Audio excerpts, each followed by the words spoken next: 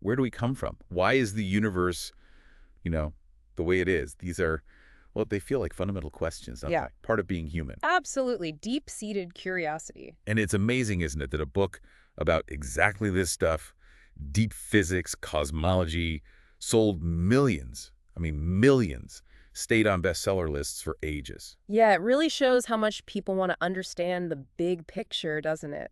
That urge to figure out our place in it all. Hmm. And that's really what this deep dive is about. We're digging into the sources, mainly that book, exploring the core ideas about how we understand the universe. Right. So we're talking, what, ancient ideas, modern physics. Yeah, from the earliest models right up to things like warped space-time, black holes, the search for that one big theory that explains everything. We've got history, space, time, matter, forces.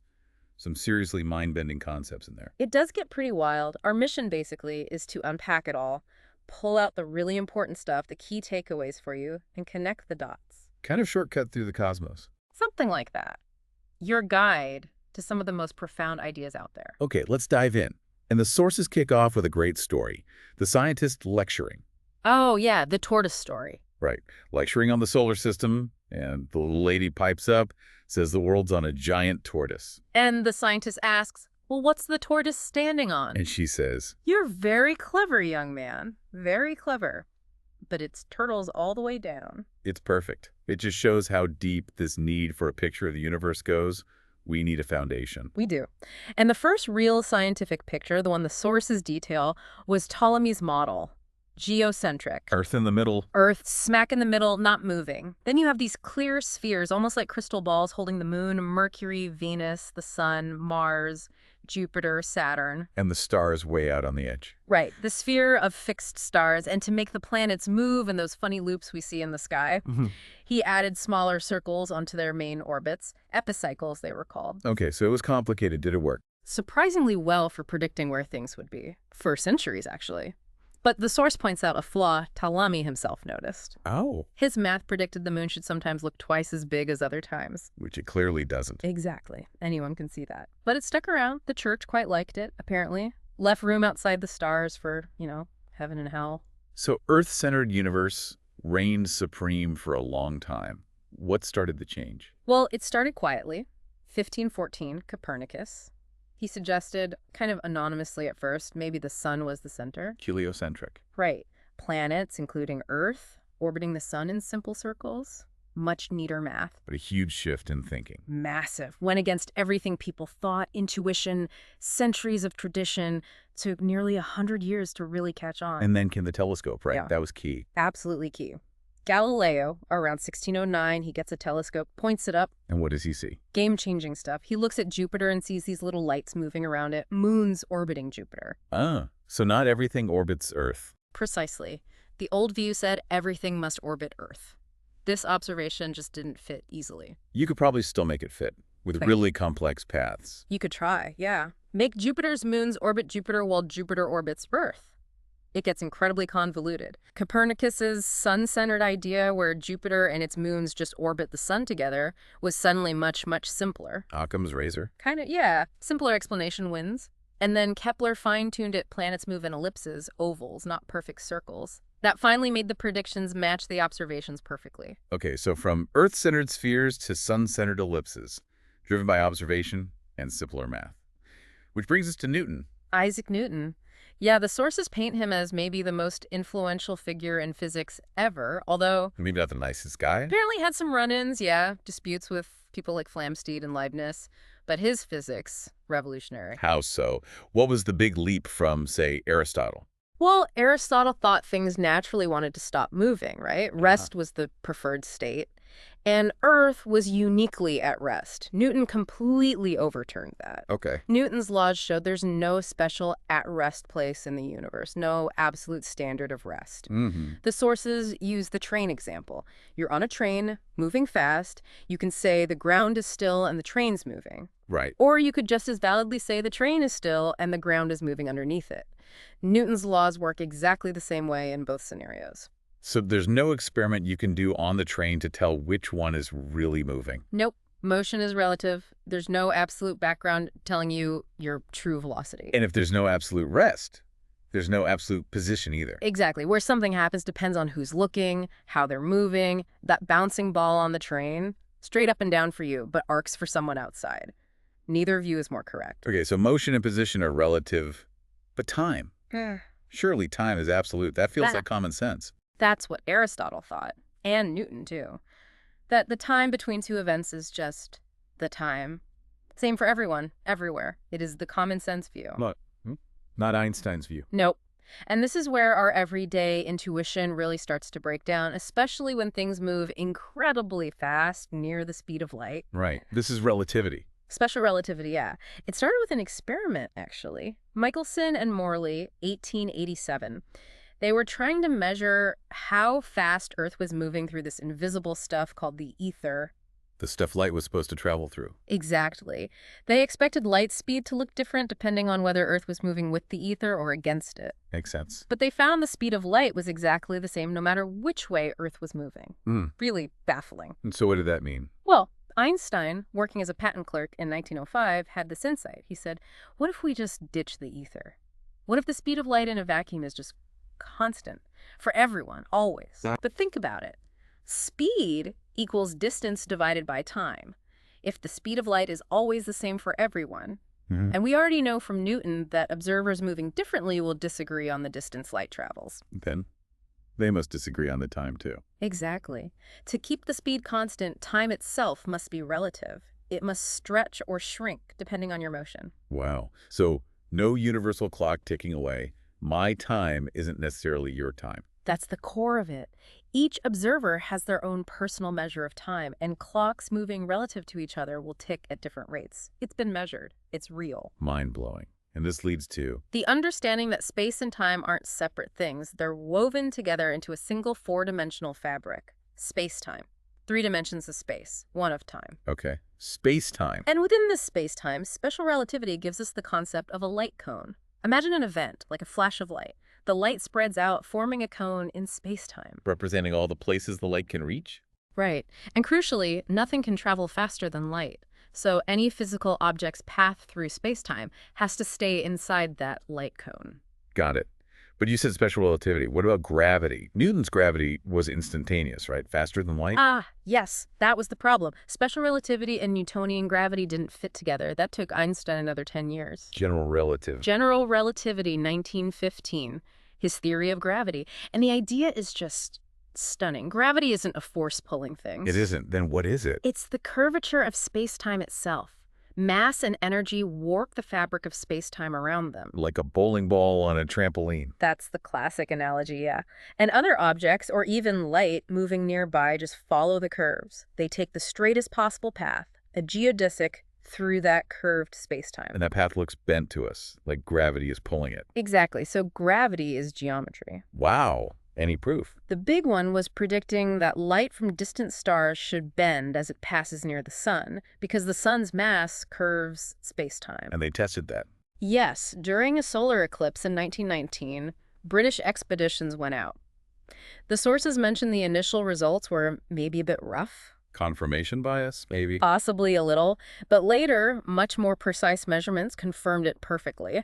Light does bend exactly as GR predicts. It was huge validation. And this curvature affects time, too, right? Back to the no absolute time thing. Absolutely. Gravity affects the flow of time. Clocks run slower and stronger gravity. The source mentions the twins paradox. One twin on a mountain ages slightly faster than one at sea level, or one travels fast. And ages slower. Right. Time dilation, it's real, confirmed by atomic clocks. Your personal time depends on where you are in a gravitational field and how fast you're moving through space-time. Okay, so space-time is curved, time is relative. Yeah. Let's zoom out. How do we know what's happening light years away with distant stars and galaxies? We study their light, split it with a prism, you get a spectrum like a rainbow. Right. But starlight isn't a perfect rainbow. There are dark lines where specific colors are missing. Absorption lines. Exactly.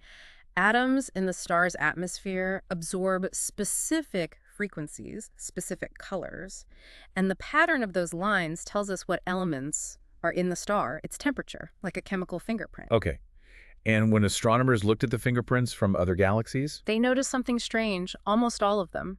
The whole pattern of lines was shifted Shifted how? towards the red end of the spectrum, redshift. Redshift, what does that mean? It's the Doppler effect, but for light. Think of a siren. Higher pitch coming towards you, lower pitch going away. Yeah. Sound waves get compressed or stretched. Light waves do too. If a light source is moving away from you, the waves get stretched out, longer wavelength. Watch is red or light. Right. Longer wavelength means shifted towards red. If it's moving towards you, waves get compressed. Shorter wavelength, shifted towards blue. Blue shift. Police radar uses this. Okay, so redshifted galaxies are. Moving away from us, and the further away they are, the bigger the redshift, the faster they're moving away. So the universe is expanding. That was the astonishing conclusion, yeah. Hubble's work was key here. The universe isn't static, it's growing. And because light takes time to travel. Looking at distant galaxies is looking back in time. Precisely. We see a galaxy a billion light years away as it was a billion years ago. It's like a time machine. Okay, expanding universe, looking back in time. This connects to another huge discovery, right? The cosmic microwave background. Oh yeah, the CMB. Another fantastic story. Penzias and Wilson, Bell Labs, 1965. They weren't looking for it, were they? Not at all. They had this super sensitive microwave antenna for satellite stuff, and they kept getting this hiss, this faint background noise, microwaves coming from everywhere. Everywhere, day and night. Yep. Uniformly, they thought it was equipment malfunction, interference. They even cleaned out pigeon droppings from the antenna horn, thinking that was the source. Seriously, pigeon poop. Apparently, the white dielectric material, they called it. Meanwhile, Someone else was looking for it. right down the road at Princeton, Dick, Peoples, others. They were building on Gamo's earlier idea that the early universe must have been incredibly hot and dense. The Big Bang. Yeah. They figured the leftover heat from that initial fireball stretched out by cosmic expansion over billions of years should still be around today as faint microwave radiation. The afterglow. Exactly. And Penzias and Wilson had stumbled right onto it. Serendipity. Huge serendipity. And the CMB is now considered maybe the strongest evidence for the hot Big Bang model. So the model describes this hot, dense start, then expansion and cooling. Yes. The source mentions incredible temperatures, 10 billion degrees Celsius just 1 second in, then cooling rapidly, 1 billion degrees by 100 seconds. What was happening then? Insane energies. Particles and antiparticles constantly popping into existence from energy, then smashing together and annihilating back into energy. Precisely. As it cooled, creation stopped, annihilation continued, leaving a tiny bit of matter left over, the stuff that makes up everything now, plus loads of photons, light, and neutrinos. And those neutrinos are still out there. Should be streaming through us right now. Yeah. Just incredibly hard to detect. And then came elements. Around 100 seconds, cool enough for protons and neutrons to fuse together. The strong nuclear force took over, forming the nuclei of the lightest elements. Deuterium, heavy hydrogen, helium, a bit of lithium, beryllium. And the amounts match predictions. Remarkably well. The predicted abundance of these light elements from those first few minutes is a major triumph for the Big Bang model. The source mentions the Alpher Beth Gamow paper, a bit of a physics in-joke on the naming. Okay, so the Big Bang model works incredibly well. Yeah. But general relativity, the underlying theory, has this singularity problem at the start. Exactly. Classical GR predicts the universe began at a point of infinite density, infinite temperature, infinite space-time curvature, a singularity. Where the laws of physics break down. Right. Physics as we know it just stops working there. And that idea was controversial, yeah. Sounded a bit like creation. It did to some. The source notes the Catholic Church even declared it consistent with the Bible. It partly motivated alternative ideas like the steady-state theory. Which suggested matter was continuously created, so no beginning. Right. Keep the universe looking the same on average forever. But observations shot that down. Distant radio sources showed the universe has changed, and the CMB is direct proof of that hot early state. And singularities aren't just at the Big Bang, right? Inside black holes, too. Yes. Penrose and Hawking's work showed that GR predicts singularities form inside black holes when massive stars collapse. Infinite density again. An endpoint for anything falling in, classically speaking. So GR predicts these points where it itself fails. That's the crucial takeaway the source emphasizes. It predicts its own downfall. It tells us, my rules stop here. It can't describe the moment of the Big Bang or the heart of a black hole. Which means we need something else. A different theory for those extremes. We need to bring in the other giant of 20th century physics, Quantum mechanics. The physics of the very small. Exactly. Quantum mechanics governs atoms, particles, forces at tiny scales. The source recaps the basics. Wave-particle duality. Things can be waves and particles. Right. And the uncertainty principle, you can't know everything precisely. A particle's position and momentum are inherently fuzzy, smeared out. Think of light interference in soap bubbles, or the two-slit experiment. And quantum mechanics explains why atoms don't just collapse, electrons falling into the nucleus. It does. Bohr's early ideas helped, but the real key, highlighted in the sources, is Pauli's exclusion principle, 1925. Exclusion. For matter particles, electrons, quarks, the things with spin, no two identical ones can be in the exact same quantum state. Same place, same velocity, same spin. So they have to stack up, occupy different states. Essentially, yes. It creates a kind of fundamental pressure keeping matter spread out, preventing it all collapsing into a dense soup. It's why matter takes up space. Okay. And forces in quantum mechanics, they're carried by particles too. Yes, force carriers. Photons for electromagnetism, W and Z bosons for the weak force, gluons for the strong force, and the hypothetical graviton for gravity. These particles have different spins, 0, 1, or 2, and don't obey the exclusion principle. So multiple force carriers can pile up. Right. And the source mentions the idea of virtual particles. These force carriers are exchanged between matter particles, creating attraction or repulsion, but they pop in and out of existence so fast you can't detect them directly. Got it. 4 forces. Gravity, electromagnetism, strong and weak nuclear. And physics wants to unify them. That's a major goal. Show their aspects of one underlying force. We've managed to unify electromagnetism and the weak force, the electroweak force. Weinberg and Salam, 1967. How does that work? At very high energies, they behave as one force. At lower energies, the symmetry breaks the source, uses a roulette wheel analogy, the ball settles in one slot, and they look different. And unifying the strong force. That's grand unified theories, or GUTs. Still a work in progress. They have issues like arbitrary numbers, and crucially, they don't include gravity yet. The source also mentions symmetries being broken, right? C, P, T. Yes, charge, parity, mirror image, and time reversal. Experiments show the weak force violates P and C individually, and even the combination CP. The universe isn't perfectly symmetrical in these ways, which turns out to be important for things like why matter dominates over antimatter. Okay, let's loop back to black holes using some of this quantum thinking.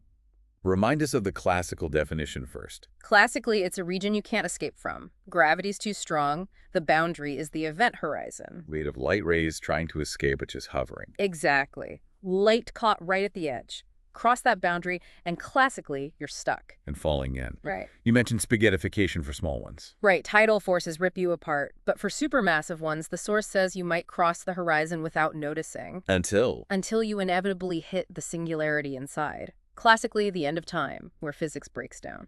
Which leads to the cosmic censorship idea.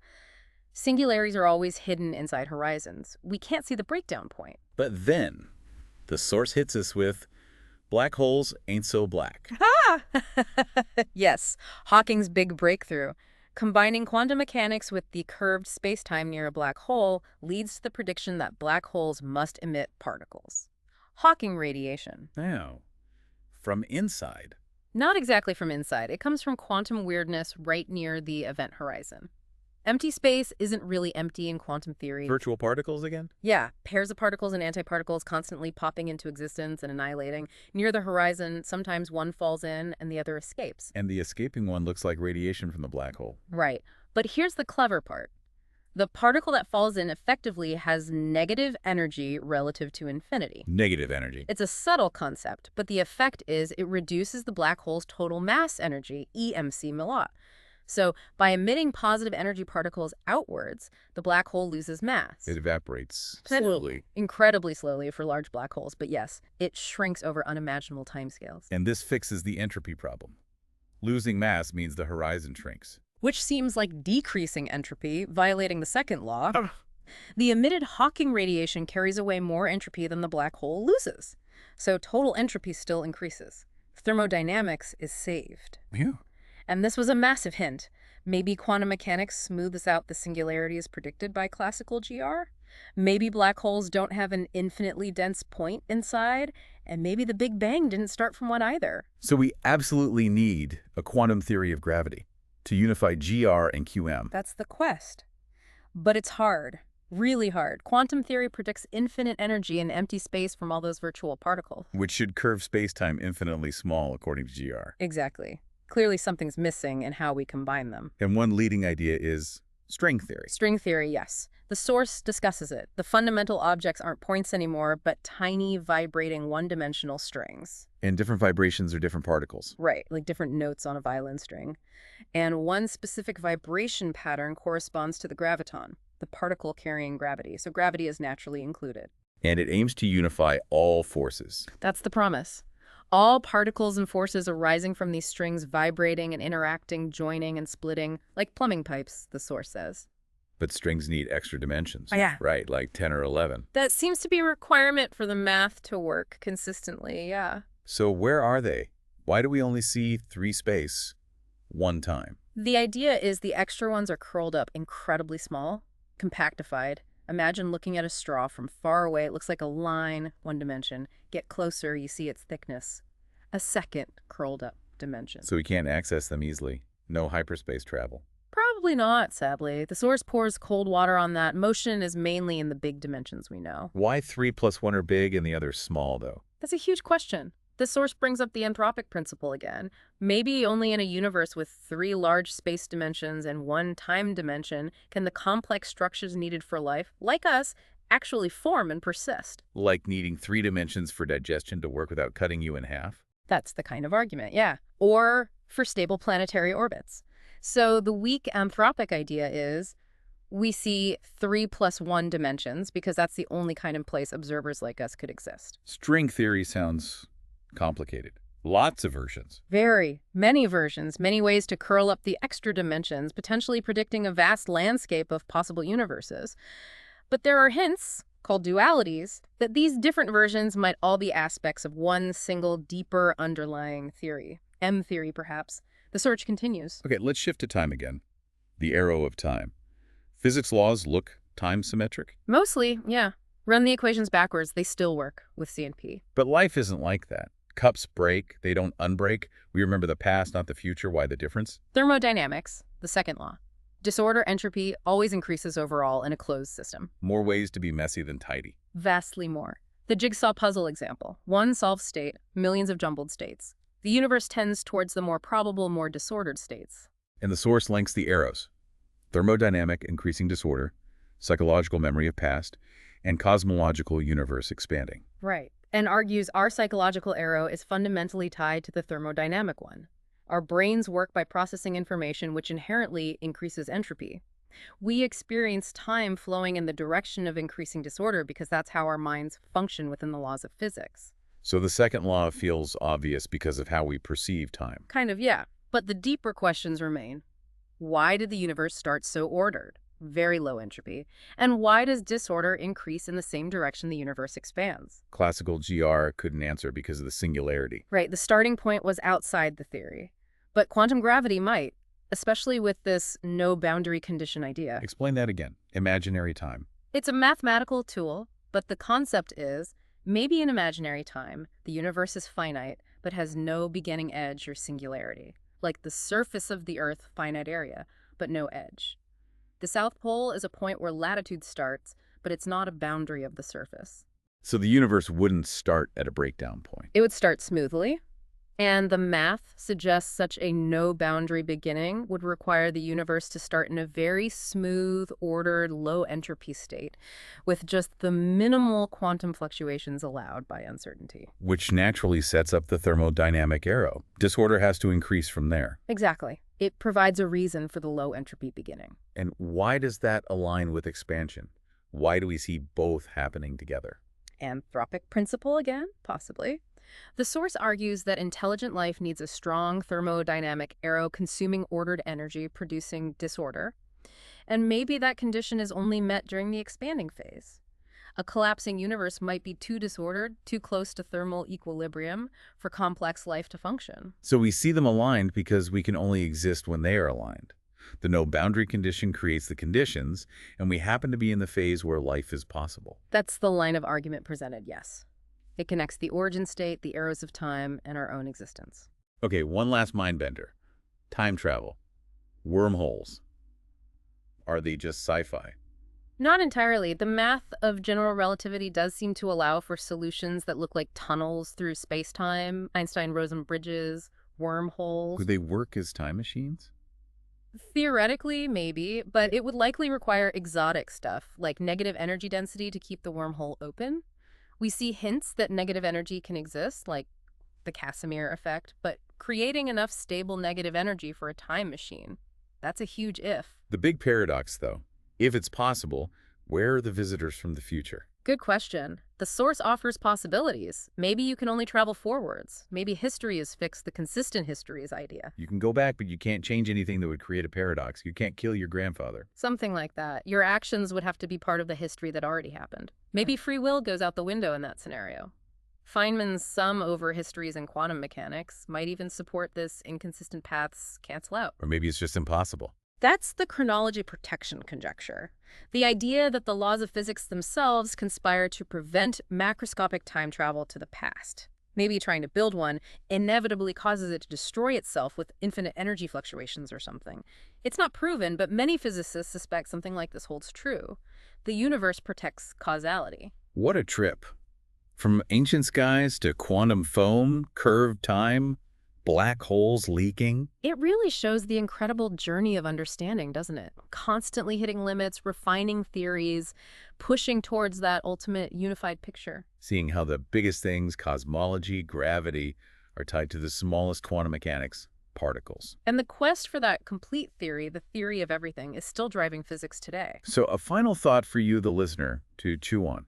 If something like that no boundary condition turns out to be right, if the universe didn't have a definite starting instant, but just sort of is, smoothly emerging, does that change how you think about existence, about where it all came from, or what science can ultimately tell us?